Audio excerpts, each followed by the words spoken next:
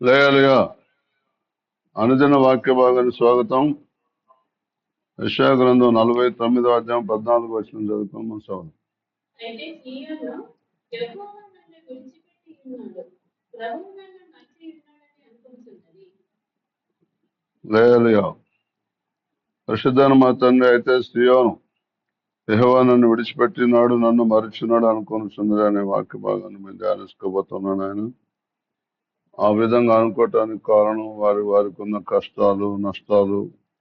ఆ కష్టాల నష్టాల సమయంలో వారితో ఉన్నట్టుగా వారికి అనుభూతి కలగకపోవటం, ప్రార్థన చేస్తే జవాబు రాకపోవటం, ఎవరు వచ్చి ఆదరించకపోవటం, ఎవరు వచ్చి ఓదార్చకపోవటం, ఎవరు వచ్చి ధైర్యపరచకపోవటం, ఎవరు సహాయం చేయకపోవటం, ఎవరి దగ్గర పరిగెత్తినా కొండల తట్టున కలిసిన సహాయం ఎక్కడి నుంచి వచ్చిన అన్నట్టుగా ఉండటం. ఈ విధంగా దుర్భరమైన పరిస్థితుల్లో మానవుడు కొట్టుమిట్టాడుతున్న సందర్భంలో నీవు నాయన సియోను అనగా ఒకప్పుడు నివాస స్థలం, ఒకప్పుడు కోరిన స్థానం, ఒకప్పుడు విశ్రమ స్థానం, ఇక్కడనే నీవు నివసించదను అని పెంచుకున్న స్థానం ఇప్పుడు యెహోవా నన్ను మర్చిపోయినాడు, నన్ను విడిచిపెట్టినాడు అనుకుంటున్నాను. ఆ మాట నీ చెవులకు వినబడింది. ఆ మాట నీ చెవులకు వినబడి, ఇదిగో కొంతమంది ఇలాంటి వారు ఉన్నారు, వర్తమానం సిద్ధపరిచి వాళ్ళకు పంపించమంటున్నాం. ఇదిగో నాయన, మరి ఎవరైతే మర్చిపోయాడు విడిచిపెట్టాడు అనుకుంటున్నారో వారు చెవులారా విని, మర్చిపోలేదు విడిచిపెట్టలేదు మా తప్పే అని సరిదిద్దుకొని తిరిగి ఉజ్జీవింపబడే భాగ్యం దయచేయమని యేసును ప్రార్థిస్తున్నాం. ఆమేన్. చూడండి, దేవుని యొక్క వాక్యం చెప్తున్నది, దేవుడు మానవుణ్ణి తనకు నివాస స్థలంగా కోరుకొని ఇక్కడనే నీ నివాసం చేస్తుంది, నా కోరిన స్థానం, నా విశ్రమ స్థానం అని 132 కీర్తనలో 13-14 వచనం సెలవిచ్చి, సియోను, నువ్వు నన్ను మరిచిపోయినావు, నన్ను విడిచిపెట్టినావు అని అనుకుంటున్నావు నన్ను. అయితే సియోను యెహోవా నన్ను విడిచిపెట్టి ఉన్నాడు, ప్రభువు నన్ను మరిచినాడు అనుకుంటున్నావు అని సెలవిస్తున్నారు. అవును నాయన, మీరు మమ్మల్ని మర్చిపోలేదు. సోదరి సహోదరులారా, దేవుడు ఎప్పుడూ మనం మర్చిపోడు. దేవుడు నిన్ను విడువను ఎడబాయనని మాట ఇచ్చిండు. విడవను ఎడబాయనని చెప్పిన మాట ఇచ్చిన దేవుడు నేను ఎలా విడిచిపెడతాడు అనుకుంటున్నావు? దేవుడు ఆ మాట తప్పుతాడా? దేవుడు మనిషి మాట తప్పటానికి? కనుక దయచేసి ఎవరు కూడా అలాగ అనుకోకూడదు. అసలు తెలుసా, దేవుడు అన్ని జనులు కూడా మర్చిపోయే దేవుడు కాదు. దేవుడు తెలుసా, అందరికీ దేవుడు ఆయనే, తండ్రి అయిన దేవుడు. అందరికీ తండ్రి అయిన దేవుడు ఒక్కడే. ఆయన అందరికీ పైగా ఉన్నవాడు, అందరిలో ఉండి అందరిని నివాసం చేస్తున్నాడు. ఎలా అనుకుంటున్నాడు మీరు అసలు? దేవుడు మర్చిపోయాడు. నేనైతే యేసు దేవుడు ఎవరో తెలియదు, సృష్టికర్త ఎవరో తెలియదు. కానైతే నేను చిన్నప్పటి నుంచి ఒక విషయం అనుకున్నది అనుకున్నట్టే చేసిండు దేవుడు, తెలుసా. మరి ఆ తర్వాత దేవుళ్ళకి వచ్చినాక ఆ సంగతి అర్థమైంది. అబ్బా, దేవుడు నేను ఎరగనప్పటికీ నేను వెతకని వారికి దొరికితని, విచారింపని వారికి ప్రత్యక్షమవుతున్నాను, తెలుసా. అంత గొప్ప మహాదేవుని పట్టుకొని కొంతకాలం నీలో నివాసంగా కూడా నువ్వు చేసుకొని ఎన్నో మేళ్ళు అనుభవించి, ఎంతో కృప అనుభవించి కూడా మళ్ళీ ఇప్పుడు నువ్వే లోకంలో కలిసిపోయి, నువ్వే అన్ని జనులాగా ఉండి, నువ్వే భక్తిలాగా ఉండి, పనికిమాలిన వేషధారులాగా ఉండి తారి తప్పి మళ్ళీ దేవుడు నన్ను మర్చిపోయిండు, దేవుడు విడిచిపెట్టి అనుకోవటం ఎంత దుర్భరమైన మాట. అట్లా అనుకుంటే అసలు దేవుడు ఎంత బాధపడతాడు తెలుసా. అరే, నా దగ్గరే తప్పు ఉంది, నా దగ్గరే పొరపాటు ఉంది, నా నా మూర్ఖత్వమే, నా జ్ఞానమే, నా పవిత్రతే, నా కామతురతే, నా లోపం అనుకోవాల్సింది పోయి పెద్ద నీతిమంతులైనట్టు నిమిషం గడగడ వనికి ఆయన రోజు ఆయనతో సంబంధం కలిగి ఆయన సేవ చేసినట్టు దేవుడు నన్ను విడిచిపెట్టండి మర్చిపోయింది అనుకోకూడదు. దయచేసి ఎవరో అట్లా అనుకుంటున్నారు. నేనైతే దేవునితో అన్నా, నువ్వు నాకు సాయం చేసినా దేవుడివే, సాయం చేయకపోయినా దేవుడు. నువ్వు కావాలంటే పరీక్ష పెట్టుకో, ఎన్ని సంవత్సరాలు పెట్టుకో అన్నా. 1 సంవత్సరం గడిచింది, 2 సంవత్సరాలు గడిచింది, 3వ సంవత్సరం నాకు నేనే తట్టుకోలేక, దేవుడు ఇట్లా ఎందుకు చేస్తున్నాడు, నేను దేవుడు చెప్పినట్టే నిమిషం వింటున్నా కదా, పూట వింటున్నా కదా, రోజు వింటున్నా కదా, ఎక్కడికి పొమ్మంటే అక్కడికి పోతున్నా కదా, ఆయన ఆజ్ఞాపించని చేస్తున్నా కదా అనుకున్నంతే. ఇంకా నా అప్పులు తీరటం ప్రారంభం కాకపోయే అనుకున్నంతే. ఆ నెల నుంచే దేవుడు నాకు అప్పులు తీర్చడానికి ద్వారం తెరిచింది తెలుసా. దయచేసి అబ్రాహం ఇంకేమి ఇస్తాడు, నాకు సంతానం ఉంది. ఇంకా అబ్రాహం కన్నా 16 సంవత్సరాలు పెండింగ్ లో పెట్టాడు కేసు. కానీ నాకైతే ఆ నెల నుంచే అనుకున్న మనసులు అంతే. ఆ నెల నుంచే ఇంకా అబ్రాహం లాగా పెండింగ్ పెడితే నాకు బతుకమైపోను. కానీ దేవుడు చూసాడు, ఇక తట్టుకోలేడు కావచ్చు. ఇక అని అప్పటి నుంచే ఇవ్వటం ప్రారంభించాం. అప్పటి నుంచి ఒక్కొక్కరికి ఇవ్వటం మొదలు పెట్టాను. దయచేసి అసలు చేయకండి, దేవుని కృపని మీద ఉండను కాక. అందుకొరకు రూతు గ్రంథంలో దేవుని యొక్క వాక్యం చెప్తుంది, 3వ అధ్యాయం 11వ వచనం. కాబట్టి నా కుమారి భయపడకు, నీవు చెప్పినదంతా నీకు చేసేదను, నీవు యోగ్యురాలవని నా జనులందరూ ఎరుగుదురు. చూడండి, రూతు ఎవరు? నయోమి కోడలు. ఎలా కోడలు? నయోమి యూదా దేశంలో కరువు వచ్చినప్పుడు నయోమి కుటుంబం అంతా కుటుంబ సమేతంగా 2 కొడుకులు భర్తను పట్టుకొని మరి దేశానికి వెళ్ళింది. అక్కడ ఏమైనా సుఖపడ్డదా? భర్తను పోగొట్టుకుంది, 2 కొడుకులను పోగొట్టుకుంది, అక్కడ 2 పిల్లల్ని చేసుకున్నది, అన్ని జనాలను చేసుకున్నది. ఆ పిల్లలు 2 కూడా వాళ్ళ భర్తలు చనిపోయినారు. తర్వాత విధవరాలను 3 విధవరాలను మిగిలారు. చూడండి, ఎప్పుడు కూడా మనం మన ఆలోచన ప్రకారం నడవకూడదు. మన ఆలోచన ప్రకారం అన్ని కష్టాలే వస్తాయి. కనుక దయచేసి అశ్రద్ధ చేయకండి. ఆయన కృప నీ మీద నా మీద ఉన్నది, ఆయన దయాదాక్షలు నీ మీద నా మీద ఉన్నాయి. కాబట్టి నా కుమారి భయపడకము, నువ్వు చెప్పినదంతే నీకు చేసేదను, యోగ్యురాలవని నా జనులందరూ ఎరుగుదురు అంటాడు. ఒక వ్యక్తిని మనం పెళ్లి చేసుకోవాలంటే అందరూ ఆమె యోగ్యురాలు, ఆమె మంచిది అనాలి. నీకొక్కనికే మంచిది, నీకొక్కనికే మంచోడు, నీకొక్కదానికే ఆయన ఎంత మంచోడు నీకు తెలుసా? చేసుకో, తర్వాత తెలుస్తుంది పెళ్ళైనాక. వింటున్నారా? ఎవరైనా యవనస్తులు ఉంటే ఇష్టం వచ్చాడు చేయకండి. ఆ అమ్మాయి ఎంత మంచి బుద్ధిమంతురాలు. భర్త చనిపోయిన తర్వాత అత్త చెప్పిందా, బిడ్డలారా, నేను మళ్ళీ పిల్లల్ని కని మీకు భర్తలుగా ఇవ్వలేను. దయచేసి మీ దారి మీరు చూసుకోండి. మీ తల్లిగారిలోకి వెళ్ళండి. మీ అమ్మలు ఎట్లయినా యవనస్తురాలు కనుక ఎవరో ఒకరు చేసుకుంటూ ఉంటారు. మీకు దగ్గరలో మీకు దొరుకుతారు. భార్య చచ్చిపోయిన వాళ్ళు ఎవరైనా ఉంటారు మీ చుట్టాలలో, మీకు తెలిసిన వాళ్ళల్లో. చేసుకుని పోండి, సుఖపడండి బిడ్డలారా. యవన దశలో నాలాగా నేనన్న ముసలిదానికి భర్త చచ్చిపోయింది, 2 కొడుకులు కానీ పెద్దలు అయినాక చచ్చిపోయాను. మీకైతే ఇప్పుడు పిల్లలు పుట్టక ముందే మీ భర్తలు చచ్చిపోయారు అని పాపం తల్లిలాగా ఆమె వాళ్ళకు సలహా ఇస్తే, ఒక కోడలైతే ఎమ్మటే వెళ్ళిపోయింది తట్టబుట్ట చదువుకొని. రూతు అనే కోడలు మాత్రం అంతాను మాట్లాడవద్దు, ఇచ్చిన కొడుకు ద్వారా నేను కొంతకాలం సుఖపడ్డా, అదిగాక ఏంటి కోడలైనా మళ్ళీ నీకు ఎవరు దిక్కులేరు, మేమిద్దరమైతే ఆమె వెళ్ళిపోయింది, నువ్వు ఒక్కదాన్ని ఎటుపోతూ శాతగంధాన్ని, నీ జనమే నా జనము, నీ దేవుడే నా దేవుడు, నువ్వు ఎక్కడుంటే అక్కడే ఉంటాను, నన్ను సావే ఎడవాపలు కానీ ఇంకెప్పుడు నువ్వు పో పో పో పో అని ఆమె వెంబటానికి ఊరికే నా శోలకు వినిపించకు అని గట్టిగా చెప్పేసరికి అప్పటి నుంచి నయమి కూడా పాపం మాట్లాడకుండా మరి మోయాబు దేశం నుంచి ఇశ్రాయేల్ దేశానికి వచ్చినాక పాపం ఈ ముసలమ్మకు ఊరికే ఈ కోడల మీదనే బిడ్డలాగా ఒకటే పానం కొట్టుకోవటం. పిల్లకి పెళ్లి చేస్తే బాగుండు, నన్ను బట్టి యవనస్తురాలు ఇట్లా బాగలేదు అనుకొని ఒకరోజు ఒక ఆలోచన వచ్చింది. రోజు ఏ చేనైతే పరిగెత్తడానికి పోతుందో, ఇప్పుడు ఈ రోజుల్లో హార్వెస్టర్ ఒక్క రోజుల్లో 10 ఎకరాలు 20 ఎకరాలకు వస్తారు. కానీ వెనకట కూలీళ్ళు వచ్చి కొయ్యాలి. మళ్ళీ దేశంలో ఊళ్ళో ఉన్న పొలాలన్నీ 1-2 మూటాలు ఉంటాయి.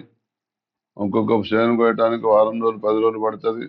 ఇంకా పెద్ద చేను 20-30 ఎకరాలు అయితే 100 రోజులు కూడా పట్టవచ్చు, 20 రోజులు పట్టవచ్చు. ఆ మధ్యలో అత్త సలహా ఇచ్చింది, బిడ్డ నేను ఒక మాట చెప్తా జాగ్రత్తగాను, కళ్ళం వేసిన కళ్ళం కాడ బోయి పండుకుంటాడు, కళ్ళం అయిన దానికి ఎవరైనా వేసేదారు లక్ష్యం పండుకుంటారు. నువ్వు వెళ్ళి ఆయన గుడారంలో ప్రవేశించి ఆయన కాళ్ళ దగ్గర ఉన్న దుప్పటి తీసి మీద కప్పిన దుప్పటి తీసి కింద పెట్టి నువ్వు పక్కన పడుకో. ఆయన మధ్యరాత్రి తెల్లవారుజామున మేలుకు వస్తాడు, నీ వైపు చూస్తాడు, నిన్ను ఇష్టపడతాడు అని అనగానే నిజంగానే ఇక అత్త చెప్పినట్టు చేయాలి కదా. ఆమె కూడా ఆలోచన లేదు, ఆమె అన్ని కొట్టేసుకుంది, ఆలోచనని కొట్టేసుకుంది. బాగా జాగ్రత్తగా ఉండి దేవుని నమ్మిన వాళ్ళు ఎవరైనా సరే వాక్యం వినేటోళ్ళు, నువ్వు ఆశలన్నీ కొట్టేసుకుంటేనే దేవుడు నీకు అది ఇస్తాడు. ఇల్లు కావాలంటే ఇల్లు ఇయ్యడు, భార్య కావాలంటే భార్య దొరకదు, పెళ్లి కావాలంటే పెళ్లి కాదు, పిల్లలు కావాలంటే పిల్లలు కాదు. వింటున్నారా? ఉద్యోగం కావాలంటే ఉద్యోగం రాదు. వింటున్నా? పాస్ కావాలంటే పాస్ కారు. జాగ్రత్తగా వినండి, మీకు కలలు కనకండి, దేవుడు చెప్పింది చేయండి అంతే. అయితే ఆ ఆశలను కొట్టేసుకుంది, ఆ ఆశలు అత్త మీదకి మళ్ళినాయి. అందుకొరకే మీరు అవునంటే అవునండి, కాదంటే కాదనమన్నారు. నాకెందుకు ఇప్పుడు అన్నది ఆ అమ్మాయి. అత్త చెప్పినట్టు చేసింది. చేస్తే మరి బోయజ్ అర్ధరాత్రి చూసే ఉలికి పడి భయపడి, ఎవరు నువ్వు, ఎందుకు వచ్చినావు? అయ్యా నేను నీ దాస్తురాలను, కొంగు నా తల మీద కప్పాలని వచ్చినావు అంటే, నా కుమారి భయపడకము, నువ్వు చెప్పినదంతా నీకు చేస్తా, నువ్వు యోగ్యురాలవని నా జనులందరూ ఎరుగుదురు. కానీ అది ఒక క్రమం ఉంటుంది, ఒక పద్ధతి ఉంటుంది, ఆ పద్ధతిలోనే జరగాలి. నాకంటే సమీప బంధువుడు నీకు ఒకడు ఉన్నాడు, ఆయనకు శాంతి సిద్ధం, ఆయన చేసుకోనంటే అప్పుడు నేను చూస్తా అని అభయం ఇచ్చి పంపించాను. అవును, కానీ కొద్దిసేపు ఆగు, ఆ, ఒక తుమ్మడు ఎవరు ఆ కాలంలో ఉన్నాయి మూట కట్టిస్తా, ఎవరు గుర్తుపట్టనంత చీకటితోటే నువ్వు ఇక్కడికి వెళ్ళిపోవాలి, మస్క చీకట్లోనే, తెల్లారినాక ఇక్కడ దానికి తెల్లారినాక ఉండొద్దు అని చెప్తే ఆ సలహా ప్రకారం వెళ్ళిపోయాడు. అలాగే దేవుడు కూడా నీకు నాకు సలహా ఇస్తాడు. పేతురుకు సలహా ఇచ్చాడు, కొన్నేళ్ళ ఇంటికి పో, ఒక్కరోజే సంఘం అవుతుంది. ఎంత గొప్ప కృపగల దేవుడు అంటే చాలా ఈజీ బాగుపడటం. పెళ్లి కావటం ఈ అమ్మాయికి ఎంత ఈజీ అయిపోయింది. పెద్ద మనుషులు రాలేదు, ఈ వాళ్ళు చూడే వాళ్ళు చూడే, అత్త చెప్పినట్టు చెంది అబ్బాయి ఒప్పుకున్నాడు.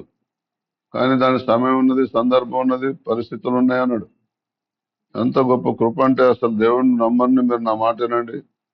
8వ గ్రంథం 31:15 వచనం. యెహోవా ఇలాగ సెలవిస్తున్నాడు, ఆలకించుడి. గ్రామాల్లో అంగలార్పులు మహారోదనధ్వని వినబడుతున్నవి. రాహేలు తన పిల్లల గురించి ఏడ్చుచున్నది. ఆమె పిల్లలు లేకపోయినందున ఆమె వారిని గురించి ఓదార్పు నొందనొందుతున్నది. బాగా జాగ్రత్త ఉండి, దేవుని దగ్గర నుంచి మనకి ఏది కావాలన్నా దేవుని దగ్గర ఏడవాలి, మనుషుల దగ్గర పోయి ఏడవకూడదు. కొంతమంది అయితే మనుషుల దగ్గర పోయి బాధ అంతా చెప్పుకొని ఏడుస్తారు. నాకైతే బాగా అసహ్యం వస్తుంది, కోపం వస్తుంది. అదే దేవుడు నీకు సర్వశక్తి గల దేవుడు దొరికిండు. అన్నా చూడు పోయి కన్నీరు విడిచింది, మనోదుఖంతో వెక్కెక్కిపడి ఏడుస్తున్నది. ఆ ఏలి వచ్చి, ఏందమ్మా పొద్దున్నే ద్రాక్షరసం తాగొచ్చినవా అని ఎగతాళి చేసింది. నా ఏలిన వాడా, నేను ద్రాక్షరసం తాగలేదు, నా హృదయ వేదనంతా దేవుని సన్నిధిలో కుమ్మరించుకుంటున్నాను. అట్లా ఉండాలని వేదన. రాహేలు పిల్లలు లేకపోతే దేవుడే నా గర్భాన్ని మూశాడు అని రాహేలు దేవుని దగ్గర ఏడుస్తున్నది. దేవుడు అన్నాడు, ఏడవక ఊరుకో, ఇక జాలు ఏడిసిన కాడికి అని దేవుడు ఓదార్చాను. అలాగే మనం అంతగా దేవుని దగ్గరే ఏడవాలి, మనుషుల దగ్గర ఏడవద్దు. ఈ రోజు నుంచి ఈ వాక్యం అన్న వారందరూ దేవుని దగ్గర ఏడవండి, మీ కార్యం సఫలం కాబోతున్నది. లేహలుగా యెహోవా ఇలాగ సెలవిచ్చినాడు, ఆలకించుడి. రామాలు అంగలార్పుడు మహారోదన ధ్వని వినబడుచున్నది. మహారోదన. యేసుపై కూడా ఈ లోకంలో ఉన్నప్పుడు హెబ్రీ పత్రిక 5:7 ఆయన శరీరధారి అయిన జన్మలో మహారోదనతోనూ కన్నీళ్లతోనూ తన మరణమును రక్షింపగలవానికి ప్రార్థన విజ్ఞాపన యాచన చేసి భయభక్తులు కలిగి ఉన్నందున ఆయన అంగీకరింపబడాను. 5:7 శరీరధారి అయిన జన్మలలో మహారోదనముతోను కన్నీళ్లతోనూ తన్ను మరణమును రక్షింపగలవానికి ప్రార్థనలను యాచనలను సమర్పించి భయభక్తులు కలిగి ఉన్నందున ఆయన అంగీకరించబడి. తెలుసా, అట్లా భయభక్తులు కలిగి కన్నీరు విడవండి, రోదన చేయండి. దేవుని దగ్గర నీకు అవసరత ఉన్నదో తాను ఏర్పాటు చేసుకున్న వారు దేవరాతను తన గురించి మొరపెట్టుచుండగా వారికి న్యాయం తీర్చడా అని రాస్తున్నది. కనుక మీకు ఏదో అవసరతలు ఉన్నాయి, ఈ రోజు వాక్యం ఉంటారు, దేవుని దగ్గర ఏడిస్తే తప్పకుండా తీర్చబడతాయి అని రాయబడింది. చదవండి. కీర్తన 41 కీర్తన 2వ వచనం. యెహోవా వానిని కాపాడి బ్రతికించును. చూస్తున్నాను, దేవుని దగ్గర ఏడిస్తే కాపాడి బతికిస్తాడు దేవుడు. ఆ భూమి మీద వాడు ధన్యుడగును. భూమి మీద ధన్యులైతారు మీరు. వాని శత్రువుల ఇద్దరు నీవు వానిని అప్పగింపవు. చూస్తున్నా, నేను దేవుడు శత్రువుకు అప్పగించాడు. ఎప్పుడు అప్పగించాడు తెలుసా? యెహోవాను కాపాడి ఎప్పుడు నువ్వు రోదన ధ్వని చేయాలి. ఎవరి కొరకు? పిల్లల కొరకు, ఏ పిల్లల కొరకు? ఆత్మ సంబంధమైన పిల్లల కొరకు ఏడవాలి. ఆత్మ సంబంధమైన పిల్లల కొరకు ఏడిస్తే యెహోవా ఇలాగ సెలవిచ్చినాడు, ఆలకించుడు. రామాలు అంగలారుస్తున్నారు. ఇవాళ రేపు ప్రభా ప్రజలందరూ నరకానికి పోతున్నారు. అంగలారుస్తున్నారా దేవుని దగ్గర? ఏడవట్లే. ఎవరు చూసినా వాళ్ళ సుఖభోగాలు, వాళ్ళ అవసరతలు, అక్కర్లు తప్ప ఒక మనిషి నరకానికి పోతుండు. కన్నీరు విడిస్తే, అంగలారిస్తే దేవుడు తప్పిస్తాడు, రక్షిస్తాడు అని అర్థం చేసుకోవట్లేదు. ఇర్మీయా భక్తుడైతే 9వ అధ్యాయంలో ఎంత బాగా రోదన చేస్తుందంటే అసలు చెప్పొద్దు అసలు. మరి ఎందుకు బైబిల్ చదువుతారో? బైబిల్ 20 సార్లు చదివి 100 సార్లు చదివిన అంటారు కొంతమంది, 10 సార్లు 20 సార్లు చదివిన అంటారు. మరి వాక్యాలు ఎందుకు కనబడు? ఆత్మ సంబంధమైన జ్ఞానంతో దేవుని వాక్యాలు ఎందుకు కనబడు? నా జనులలో అతులైన వారిని గురించి నేను దేవారాత్మ కన్నీరు విడిచినట్టు నా తల జలమేమి గాను నా కనులు కన్నీళ్ళ ఊటగాను ఉండును గాక అంటాడు. రోదన చేయండి. ఆత్మ సంబంధమైన పిల్లల కొరకు, లోకం రక్షణ పొందడానికి రోదన చేయండి. కన్నీరు విడవండి. పట్టుదలతో ప్రార్థన చేయండి. ఆత్మ సంబంధమైన ప్రార్థన చేయండి. ఆత్మ విషయాలు ప్రార్థన చేయండి. ఆత్మీయంగా రోజు ఎంతో మంది చనిపోతున్నారు, నరకానికి వెళ్ళిపోతున్నారు. యెహోవాని కాపాడి బ్రతికించును. భూమి మీద వాడు ధన్యుడగును. వాడిని శత్రువులు ఇచ్చుకును. నువ్వు ఆత్మల కొరకు కన్నీరు విడిస్తే నీ శత్రువులకు దేవుడు అస్సలు అప్పగించాడు. నాకైతే 20 మంది అప్పులు శత్రువులే వాళ్ళు. అసలు అప్పించండు మంచితనంతో, కానీ అబ్బో ఇప్పుడు ప్రాణం తీయడానికి రెడీగా ఉన్నారు. ప్రాణం తీయటం అంటే శత్రువు కాడదా? వాళ్ళ బాధ తట్టుకోలేక చచ్చిపోవటమైనా శత్రువులు కాదా? మరి అదే రోదనతోని చేయండి. దేవుడు చెప్పినట్టు చేయండి. దర్శనం ప్రకారం నడవండి. దేవుని వైపు తిరగండి. దేవుడు నీకు ఏం చెప్పిండో చేయండి. దేవుడు తప్పకుండా నువ్వు కాపాడి బతికిస్తాడు. భూమి మీద నువ్వు ధన్యుడు, అనగా అన్ని రకాలుగా దీవించబడతావు. వాడిని శత్రువులు ఇచ్చేకుని వాడిని అప్పగించవు. శత్రువుకి అస్సలు అప్పగించాడు తెలుసా దేవుడు. దయచేసి అయిపోయిందిగా అట్లా చేయకండి. పేతురు రాసిన 1 Peter 5:10 చెప్తున్నది. తన నిత్య మహిమకు తన నిత్య మహిమకు క్రీస్తు మిమ్మల్ని పిలిచిన అంటే రోజు నీ ద్వారా దేవునికి మహిమ కలగాలి. తన నిత్య మహిమకు క్రీస్తునందు మిమ్మల్ని పిలిచిన సర్వ కృపానిధి దేవుడు కొంచెం కాలమే శ్రమ, 10 దినములు మీకు శ్రమ కలుగును అని ప్రకటన గ్రంథం 2వ అధ్యాయం రాసింది. తానే మిమ్మల్ని పూర్ణులుగా చేసి కానీ మనం పూర్ణులం కాలేము. దేవుడు చెప్పినట్టు రోజు అంటే పూర్ణులం అయిపోతాం, సంపూర్ణం. బలపరచును. తానే మిమ్మల్ని స్థిరపరిచి బలపరుస్తాడు. పూర్ణులుగా చేసి, లోపం లేని వారు చేసిన తర్వాతనే మీరు స్థిరపడతారు. నేను దేవునిలోకి రాకముందు, పెళ్లి కాకముందు స్థిరపడ్డాక పెళ్లి అనుకోను. స్థిరపడాడు అంతవుతుంది.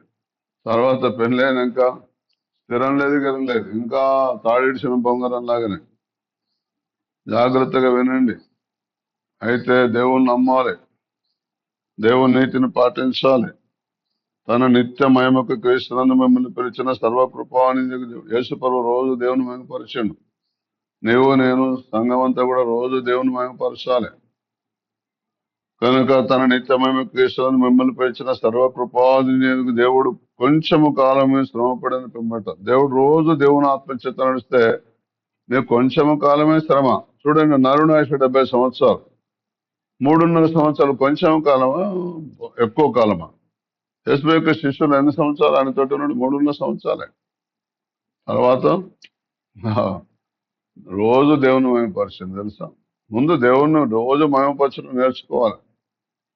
వింటున్నారా? తన నిత్య మహిమకు క్రీస్తునందు మిమ్మల్ని పిలిచిన సర్వకృపానిధి దేవుడు కొంచెము కాలం మీరు శ్రమపడిన పిమ్మట తానే మిమ్మల్ని స్థిరపరిచి బలపరుస్తాడు. దేవుడు నేను స్థిరపరచడానికే, బలపరచడానికే, పూర్ణులుగా చేయటానికే అనుకున్నాడు. మనం పూర్ణులుగా చేయటం అంటే ఆయన చిత్తం నెరవేర్చడం అని అర్థం. ఆయన ఈరోజు నీ ద్వారా ఏం చేయాలని కూడా చేయటమే పూర్ణుడు. ఆయన ఈరోజు నా ద్వారా ఏం చేయాలని కూడా అదే పూర్ణత. కనుక దయచేసి అశ్రద్ధ చేయకండి. దేవుడు మిమ్మల్ని దీవించిన దాకా. అమ్మగారు ప్రార్థన చేస్తారు. అలాగే తండ్రి వందనాలు తండ్రి, స్తుతులు తండ్రి, స్తోత్రాలు తండ్రి. మేము ఈ రోజు మీరు ఇచ్చిన మాటలు బట్టి మిమ్మల్ని స్తుతిస్తున్నాం తండ్రి.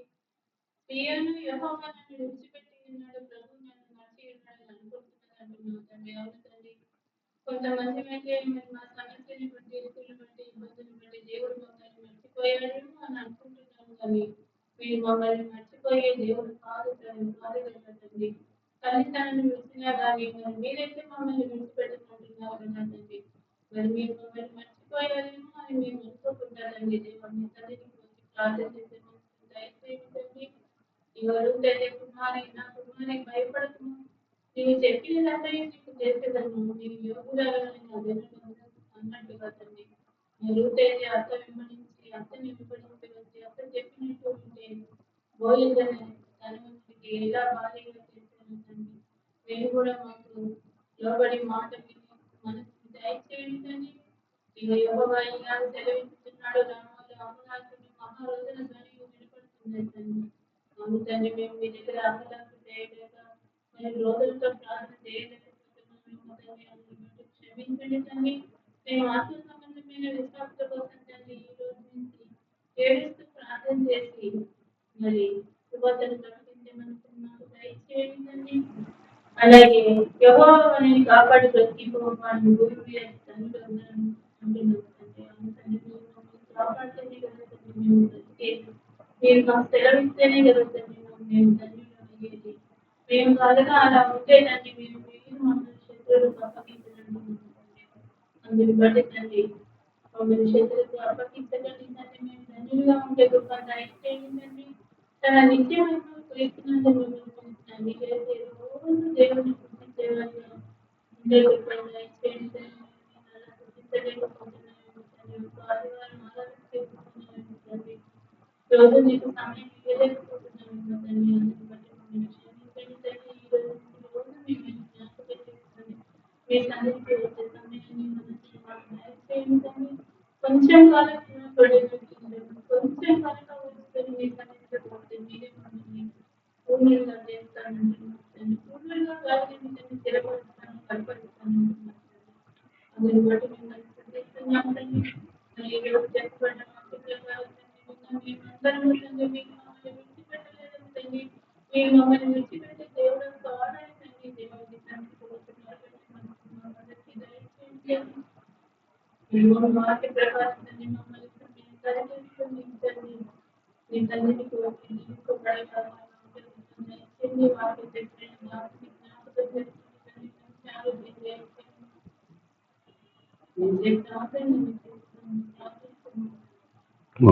మన తండ్రి అయిన దేవుని ప్రేమ, ప్రభువైన క్రీస్తు కృప, పరిశుద్ధాత్మని కన్యన సమాధాన అభిషేకం సర్వలోకును సమస్త పరిశుద్ధులకు కూడిన మనకు సదాకాలం తోడైనను గాక. ఆమేన్.